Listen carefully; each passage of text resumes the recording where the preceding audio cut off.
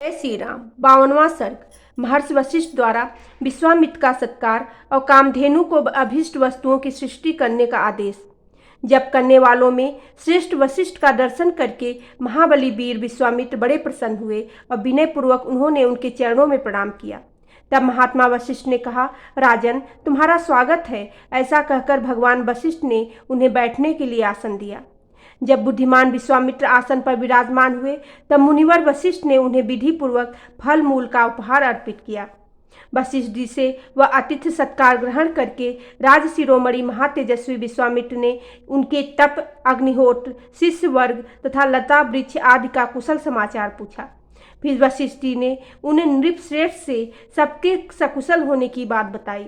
फिर जप करने वालों में श्रेष्ठ ब्रह्म कुमार महातेजस्वी वशिष्ठ ने वहां सुखपूर्वक बैठे हुए राजा विश्वामित्र से इस प्रकार पूछा, राजन, तुम सकुशल तो हो ना?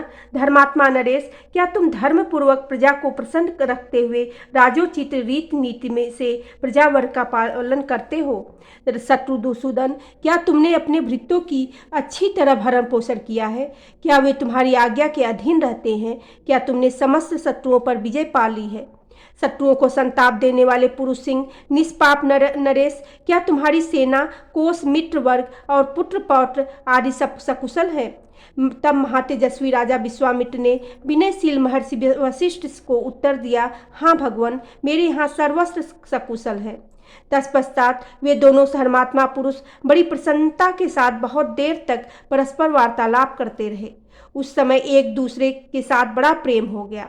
रघुनंदन, बातचीत करने के पश्चात भगवान वशिष्ठ ने विश्वामित्र से हंसते हुए इस प्रकार कहा, महाबली नरेश, तुम्हारा प्रभाव असीम है। मैं तुम्हारा और तुम्हारी इस सेना का यथा योग आतिथ्य करना सत्कार करना चाहता हूँ। तुम मेरे इस अनुरोध को स्वीकार करो।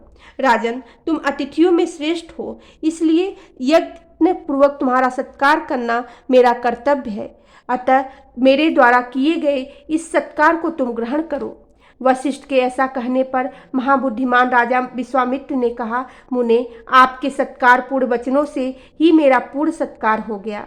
भगवान, आपके आश्रम पर जो विद्वान है उन फल मूल पाद्य और आसमनीय आदि वस्तुओं से मेरा भली भांति आदर सत्कार हुआ है। इससे बढ़कर जो आपका दर्शन हुआ, इसी से मेरी पूजा हो गई। महाज्ञानी महर्षि, आप सर्वस्था मेरे पूजनीय हैं, तो भी आपने मेरा भली भांति पूजन किया। आपको नमस्कार है। अब मैं यहाँ से जाऊँगा, आप मैत्रीपूर्ण दृष्टि से मेरी ओर देखिए। ऐसा कहते हुए राजा विश्वामित्र ने उदार चित्त धर्मात्मा वशिष्ठ ने निमंत्रण स्वीकार करने के लिए बारंबार आग्रह किया।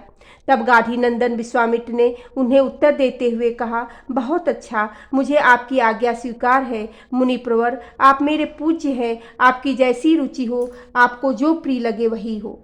राजा के ऐसा कहने पर जप करने वालों में श्रेष्ठ मुनिवर वशिष्ठ बड़े प्रसन्न हुए। उन्होंने अपनी उस चितकवरी होमधेनु को बुलाया जिसके पाप अथवा मैल धुल गए थे। वह कामधेनु थी। उसे बुलाकर ऋषि ने कहा, सबले, शीघ्र आओ आओ और मेरी यह बात सुनो। मैंने सेना सहित इन राजर्षि का महाराजाओं के योग्य उत्तम भोजन आदि के द्वारा आतिथ्य सत्कार करने का निश्चय किया है। तुम मेरे इस मनोरथ को सफल करो। खड्गरस भोजनों में से जिसको जो जो पसंद हो उसके लिए वह सब प्रस्तुत कर दो। दिव्य कामधेनु, आज मेरे कहने से इन अतिथियों के लिए अभीष्ट वस्तुओं की वर्षा करो। सबले, सरस पदार्थ, अन्न पान, लेह, चटनी आदि तथा चूसने की वस्तुएं एवं युक्त भांति भांति के अन्नों की ढेर लगा दो। सभी आवश्यक वस्तुओं की सृष्टि कर दो। शीघ्रता करो, विलंब न करो, होने पाए। बोलो सियावेरे रामचंद्र की जय। पेवेने सुत हनुमान की जय।